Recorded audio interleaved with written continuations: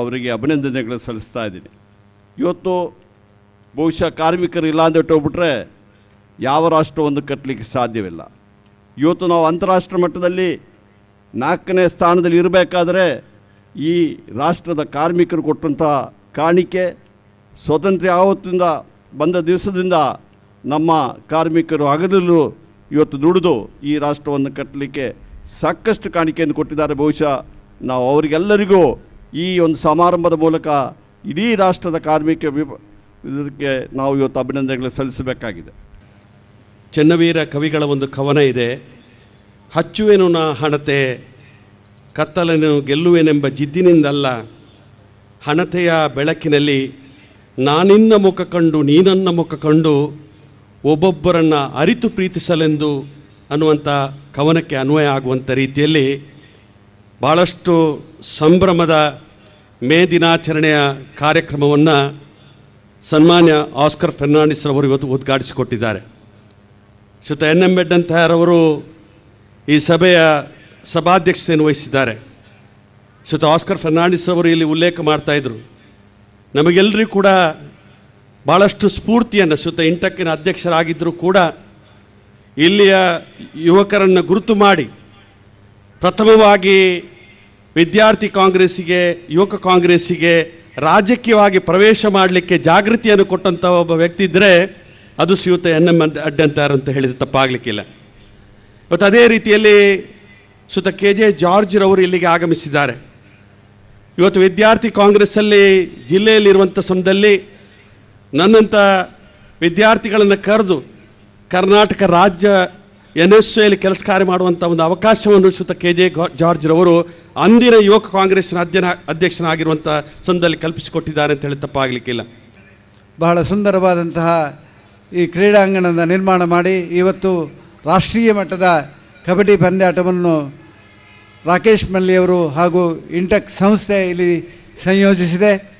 ಮಂಗಳೂರಿನ ಜನತೆಗೆ ಈ ಸುಂದರವಾದಂತಹ ಈ ಜಿಲ್ಲೆಯ ಪ್ರೀತಿಯ ಕಬಡ್ಡಿ ಪಂದ್ಯಾಟ, ರಾಷ್ಟ್ರೀಯ ಮಟ್ಟದ ಕಬಡ್ಡಿ ಪಂದ್ಯಾಟವನ್ನು ವೀಕ್ಷಿಸುವಂಥ ಒಂದು ದೊಡ್ಡ ಅವಕಾಶವನ್ನು ಈ ಇಂಟೆಕ್ ಸಂಸ್ಥೆ ಹಾಗೂ ಜಯ ಕರ್ನಾಟಕ ಸಂಸ್ಥೆಗಳು ಮಾಡಿಕೊಟ್ಟಿವೆ ಎಂಬುದನ್ನು ಕೂಡ ಹೇಳುತ್ತಾ, ಇವತ್ತು ನಮ್ಮ ಕಾರ್ಯಕ್ರಮದ ಉದ್ಘಾಟನೆಯನ್ನು ಮಾಡಿದ ನಮ್ಮ ನೆಚ್ಚಿನ ನಾಯಕರಾದಂಥ ಸನ್ಮಾನ್ಯ ಆಸ್ಕರ್ ಫೆರ್ನಾಂಡಿಸ್ರವರು ಈವಾಗಲೇ KJ ಜಾರ್ಜ್ರವರು ಹೇಳಿದ್ದು, ಇವತ್ತಿನ ದಿನ ಪತ್ರಿಕೆಯಲ್ಲಿ, ದಿನ ಟಿವಿಯಲ್ಲಿ ನಾವು ಭ್ರಷ್ಟಾಚಾರವನ್ನು ಕಾಣುತ್ತಿರುವಂಥ ದಿನದಲ್ಲಿ ಈ ರಾಷ್ಟ್ರೀಯ ನಾಯಕನಾಗಿ ಸನ್ಮಾನ್ಯ ಆಸ್ಕರ್ ಫೆರ್ನಾಂಡಿಸ್ರವರು ಯಾವ ರೀತಿ ಜೀವನವನ್ನು ನಡೆಸ್ತಾ ಇದ್ದಾರೆ, ಯಾವ ಸರಳ ಜೀವನವನ್ನು ಅವರು ನಡೆಸ್ತಾ ಇದ್ದಾರೆ, ಇದು ಮಾದರಿ, ಇದು ದೇಶದಲ್ಲಿ ಬೇಕಾದಂಥ ರಾಜಕೀಯ ವ್ಯವಸ್ಥೆ ಅಂತ ನಾನು ಇಲ್ಲಿ ಹೇಳಲಿಕ್ಕೆ ಇಚ್ಛಿಸ್ತೇನೆ. ಇವತ್ತಿನ ಈ ಕೆಟ್ಟ ದಿನದಲ್ಲಿ, ಯಾಕೆಂದರೆ ದಿನ ನಾವು TV ಚಾನೆಲ್ ಓಪನ್ ಮಾಡಿದಾಗ ಭ್ರಷ್ಟಾಚಾರ, ಪತ್ರಿಕೆಯನ್ನು ಓದುವಾಗ ಭ್ರಷ್ಟಾಚಾರವನ್ನು ಕಾಣುವಂಥ ಈ ಸಂದರ್ಭದಲ್ಲಿ ಇಂತಹ ಸರಳ ವ್ಯಕ್ತಿತ್ವದ ಈ ರಾಷ್ಟ್ರದ ಕನ್ಯಾಕುಮಾರಿಯಿಂದ ಹಿಮಾಲಯದವರೆಗೆ ಎಲ್ಲ ಪ್ರದೇಶವನ್ನು ಅವರು ವೀಕ್ಷಿಸಿ ಅಲ್ಲಿಯ ಜನಜೀವನ, ಅಲ್ಲಿಯ ಕಾರ್ಮಿಕರ ಬಗ್ಗೆ ಕಾಳಜಿ ವಹಿಸಿ ಕಾರ್ಮಿಕ ಸಚಿವರಾಗಿದ್ದಾಗ ಒಂದು ದೊಡ್ಡ ಕ್ರಾಂತಿಕಾರಕ ಬದಲಾವಣೆಯನ್ನು ತಂದವರು ಆಸ್ಕರ್ ಫೆರ್ನಾಂಡಿಸ್ರವರು. ಇವತ್ತು ಈ ರಾಷ್ಟ್ರದ ಯಾವುದೇ ಭಾಗದ ಓರ್ವ ಕಾರ್ಮಿಕ, ಓರ್ವ ಬಡ ನಾಗರಿಕ ದೆಹಲಿಗೆ ಹೋದರೆ ಅವನಿಗೆ ಆಶ್ರಯದಾತರು ಆಸ್ಕರ್ ಫೆರ್ನಾಂಡಿಸ್ರು ಅಂತ ನಾನು ಇಲ್ಲಿ ಹೇಳಲಿಕ್ಕೆ ಇಚ್ಛಿಸ್ತೇನೆ. ಅವರಿಗೆ ಯಾರದೇ ರೆಕಮೆಂಡೇಷನ್ ಬೇಕಾಗಿಲ್ಲ, ಯಾರದೇ ಪರಿಚಯ ಬೇಕಾಗಿಲ್ಲ. ನೇರವಾಗಿ ಅವರೊಡನೆ ಹೋದಾಗ ಬೆನ್ನು ತಟ್ಟಿ ಅವನ ಕಷ್ಟಕ್ಕೆ ಸ್ಪಂದಿಸುವಂಥ ವಿಶೇಷವಾದಂಥ ಮನೋಭಾವವುಳ್ಳ ಓರ್ವ ರಾಷ್ಟ್ರೀಯ ನಾಯಕರು ಆಸ್ಕರ್ ಫೆರ್ನಾಂಡಿಸ್ರು ಅಂತ ಕೂಡ ಇಲ್ಲಿ ನಾನು ಹೇಳಲಿಕ್ಕೆ ಇಚ್ಛಿಸ್ತೇನೆ. ಅದರ ಒಂದು ವಿಚಾರ ಏನಂದರೆ, ಒಂದು ಸಣ್ಣ ಸಮಾರಂಭ, ಒಂದು ಕಾರ್ಯಕ್ರಮ ಹಮ್ಮಿಕೊಳ್ಳೋದಾದರೂ ಈಗಿನ ಸಂದರ್ಭದಲ್ಲಿ ಅಷ್ಟೊಂದು ಸುಲಭದ ಕೆಲಸವಲ್ಲ. ಇಡೀ ರಾಷ್ಟ್ರವ್ಯಾಪಿಯಾಗಿ ರಾಕೇಶ್ ಮಲ್ಲಿಯ ಅವರ ಬಗ್ಗೆ ಒಂದೆರಡು ತುಂಬ ಜನ ಒಳ್ಳೆ ಮಾತು ಹೇಳಿದರು, ಕೆಟ್ಟ ಮಾತು ಹೇಳುವವರು ಇರ್ಬೋದು. ಆದರೆ ಈ ಕಾರ್ಯಕ್ರಮವನ್ನು ಹಮ್ಮಿಕೊಳ್ಳೋದು ಸುಲಭವಲ್ಲ.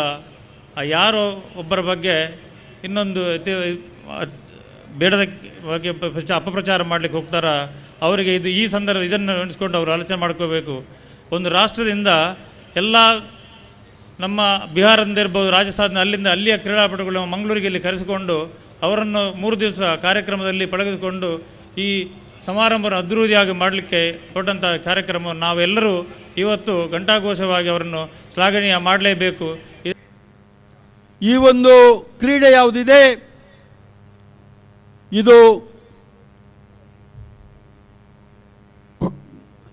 ಪ್ರತಿಯೊಬ್ಬನ ಗ್ರಾಮಾಂತರ ಪ್ರದೇಶದಿಂದ ಹಿಡಿದು ಪಟ್ಟಣದ ಪ್ರದೇಶವರೆಗೆ ಯಾವುದೇ ವ್ಯಕ್ತಿಯು ಒಂದು ನಯ ಪೈಸಾ ಖರ್ಚಿಲ್ಲದೆ ಬೇರೆ ಎಲ್ಲ ಕ್ರೀಡೆಗಳಿಗೆ ಕ್ರಿಕೆಟ್ ಆಗಲಿ, ಕ್ರಿಕೆಟ್ಗೆ ಬ್ಯಾಟ್ ಬೇಕು, ವಿಕೆಟ್ ಬೇಕು, ಚೆಂಡು ಬೇಕು, ಟೆನ್ನಿಸ್ ಆಗಲಿ ಅಥವಾ ಯಾವುದೇ ಕ್ರೀಡೆಯೇ ಆಗಲಿ, ಫುಟ್ಬಾಲೇ ಆಗಲಿ, ಪ್ರತಿಯೊಂದಕ್ಕೂ ಒಂದು ಕ್ರೀಡಾ ಸಾಮಗ್ರಿಗಳನ್ನು ನಾವು ಖರೀದಿ ಮಾಡಿ ಅದರ ಮುಖೇನವಾಗಿ ನಾವು ಆಡಬೇಕಾಗುತ್ತೆ. ಆದರೆ ಕಬಡ್ಡಿ ಆಡಬೇಕಾದ್ರೆ ಬರೇ ನೆಲ ಇದ್ದರೆ ಸಾಕು, ಆಟಗಾರರು ಇದ್ದರೆ ಸಾಕು. ಅಂಥ ಒಂದು ಕ್ರೀಡೆ ಕಬಡ್ಡಿ. ಅದೇ ಸಂದರ್ಭದಲ್ಲಿ ವಿನಯ್ ಕುಮಾರ್ ಅವರು ಹಾಗೂ ಆಸ್ಕರ್ ಜಿ ಅವರು ಹೇಳಿದಾಗೆ ಇದು ಶಕ್ತಿ ಮತ್ತು ಯುಕ್ತಿಯ ಸಮ್ಮಿಳನವಾದಂಥ ಒಂದು ಕ್ರೀಡೆ. ಈ ಕ್ರೀಡೆ ಬಹುಶಃ ಇಷ್ಟರವರೆಗೆ ಹೆಚ್ಚಿನ ನಾವು ನೋಡೋದಾದರೆ ಪ್ರಾಮುಖ್ಯವಾದ ಕ್ರೀಡೆಗಳು ಒಲಿಂಪಿಕ್ ಹಾಗೂ ಏಷ್ಯಾಡ್ನಲ್ಲಿ ಹಾಗೂ ಕಾಮನ್ವೆಲ್ತ್ ಕ್ರೀಡಾಕೂಟದಲ್ಲಿ ಅವುಗಳಿಗೆ ಮಾನ್ಯತೆ ಇದೆ.